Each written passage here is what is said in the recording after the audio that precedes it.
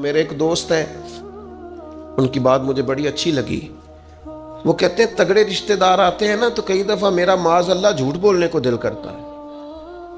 कहते हैं हालात कैसे हैं तो मेरा दिल करता है उनको कहने को कि तुमसे बड़े अच्छे हैं, अगरचे गरीबी है।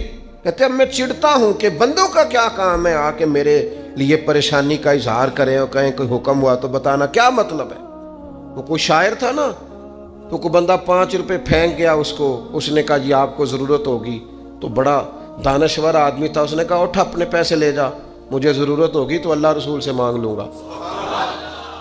उसने कहा यार जुए तलब और मैं आपसे करूं, तेरे जैसे बंदे हम मुझे देंगे, ये आरज़ुए तलब और मैं आपसे करूं, ये भीख उसको दीजिए जिसका खुदा ना हो। मैं रब रसूल की बारगाह में रो लूंगा, मुझे अल्लाह की बारगाह से मिलो। कितना मिलेगा? वयरज़ुक़हु मिन हैसु ला यहतसिब, इतना मिलेगा कि बंदे का गुमान भी नहीं होगा।